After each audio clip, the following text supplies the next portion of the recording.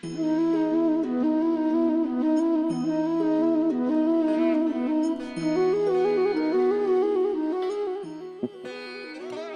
आप सोच रहे होंगे कि मैं इतनी एकाग्रता के साथ इस चींटी को क्यों देख रहा हूं। आपको बता दूं कि आज इस चींटी को देखकर मैं मंत्रमुग्ध हो चुका हूं। इसके रूप, इसके आकार को देखकर नहीं, इसके प्रयासों को देखकर।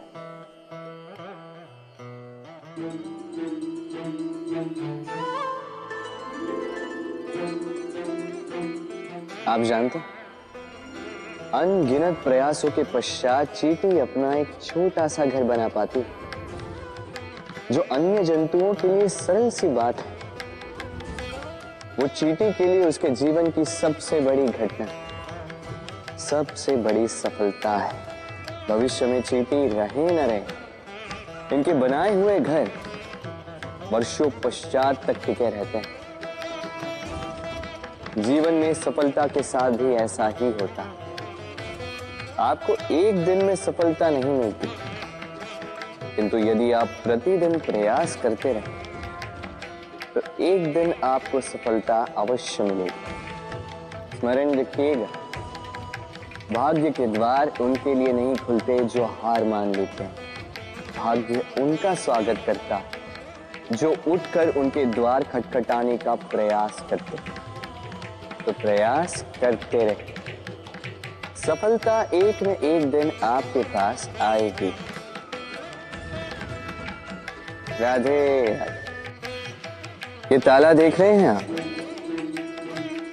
ये ताला प्रहार से भी खोला जा सकता है, प्यार से भी खोला जा सकता है।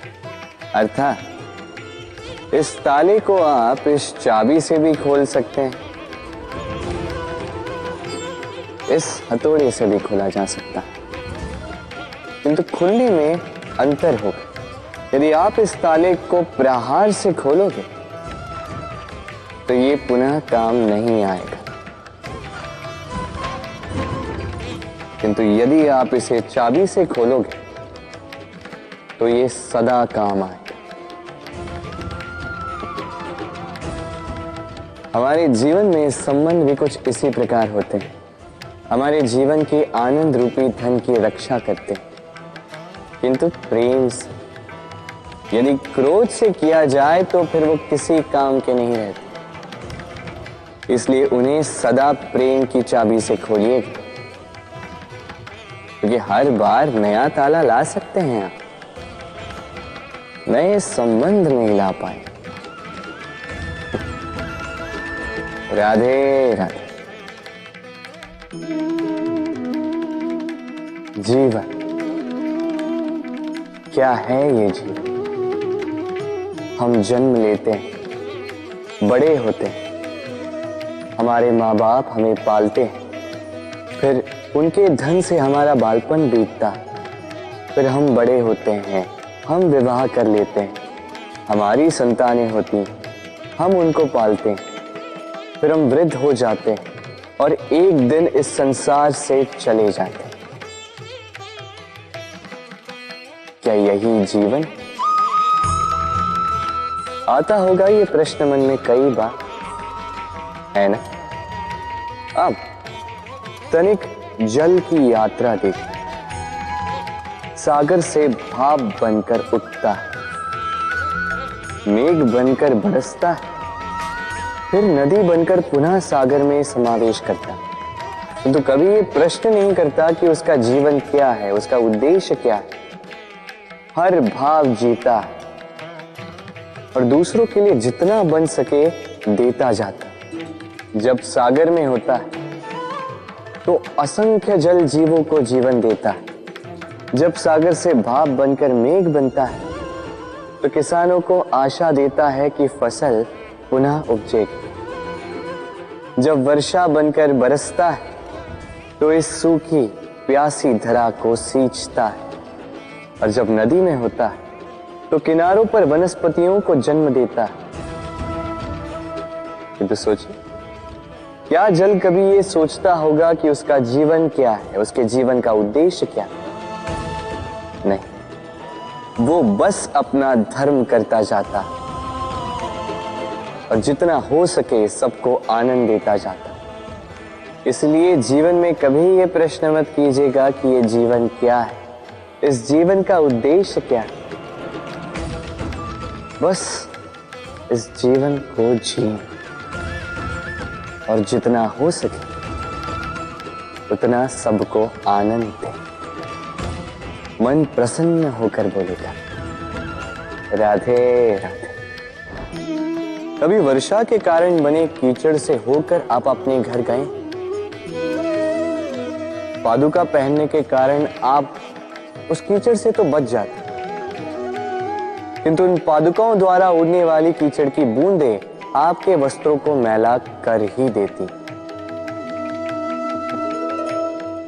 किंतु फिर भी उन बूंदों से आपके वस्त्र मैले हो जाएंगे, इस कारण से आप पादुका पहनना तो नहीं छोड़ते।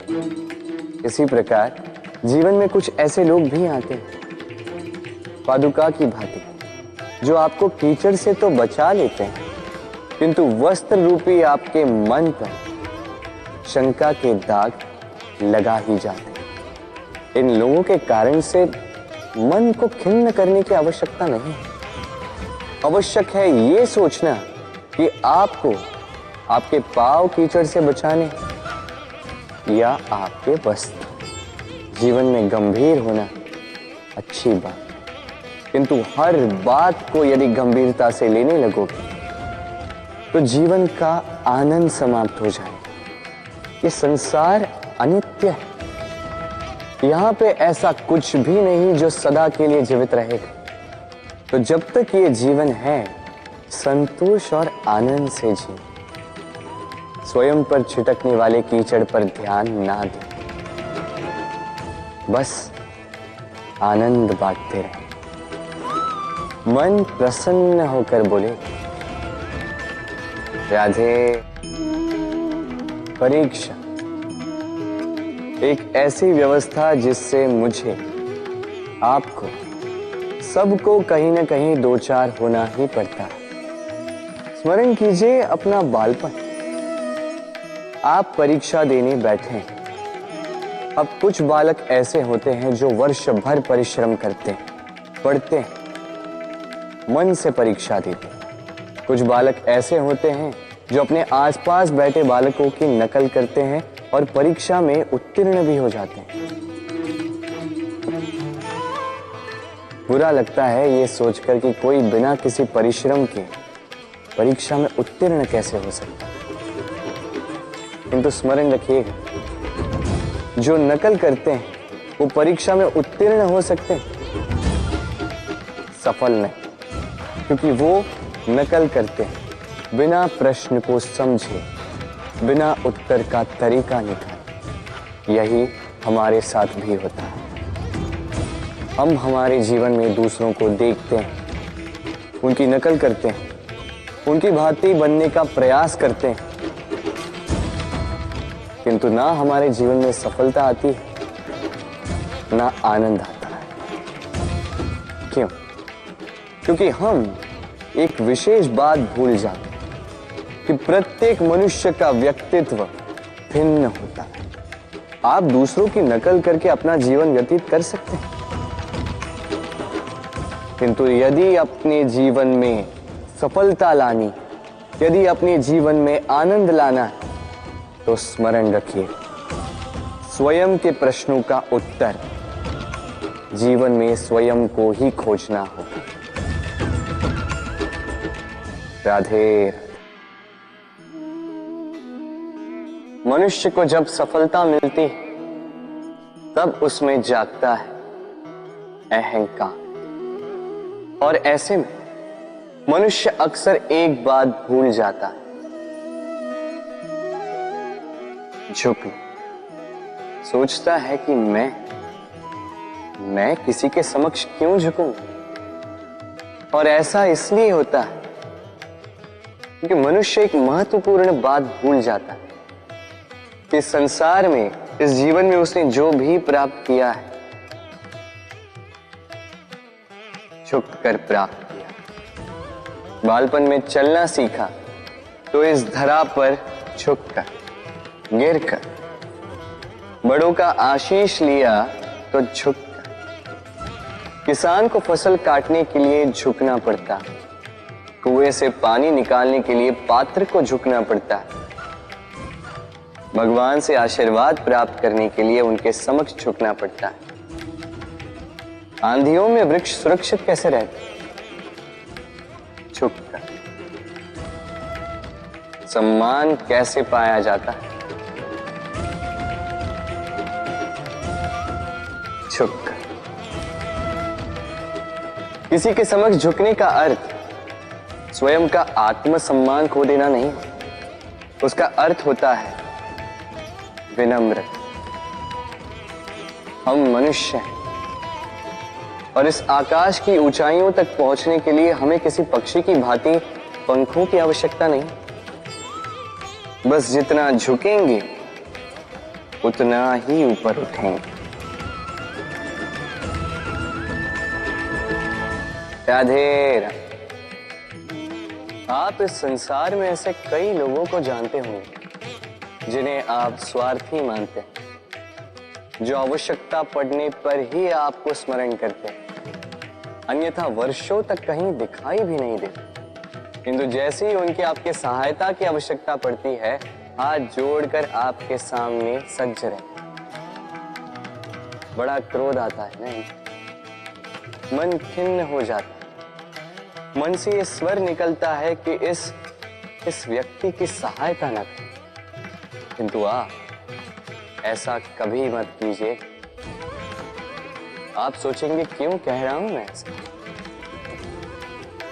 स्मरण रखिएगा, दीपक का स्मरण व्यक्ति केवल तभी करता है जब अंधकार गहरा हो जाता है। उसे स्वार्थी मानकर स्वयं व्याकुल ना हो, स्वयं को दीपक मानकर आनंदित हो। भाग्यवान समझिए खुद को कि किसी को आवश्यकता पड़ने पर आपकी याद आए कि आप इस संसार में किसी की सहायता करने योग्य हैं। इस जीवन में किसी के स्वार्थी होने से स्वयं का दृष्टिकोण न बदले। बस ये दृष्टि रखिए स्वयं के परमार्थ पर। मन प्रसन्न होकर बोले राधे राधे। मनुष्य बड़ा ही विचित्र प्राणी होता है। जब हाथ खाली होते हैं तो आंखों में स्वप्न भरे होते हैं। जब खोने को कुछ नहीं होता तो पाने के लिए प्रयास करता रहता है।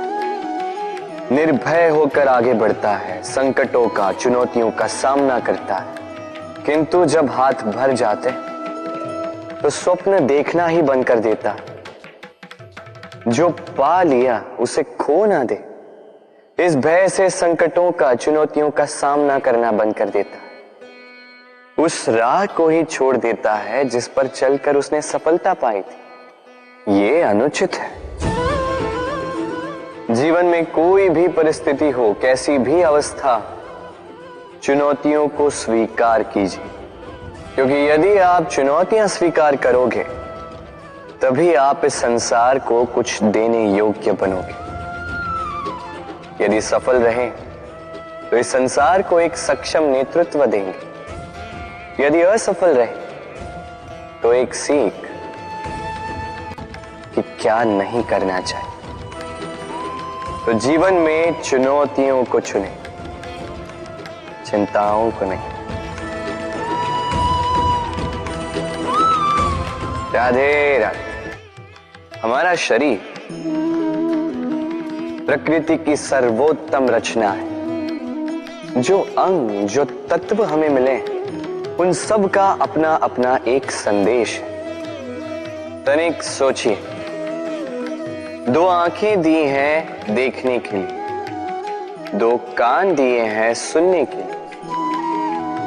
नथुने भी दो हाथ दिए हैं दोहरा परिश्रम करने के लिए, किंतु जीव केवल एक। उस पर भी नुकीले बलिष्ठ दांत दिए हैं उनकी रक्षा के लिए। कभी सोचा है क्यों?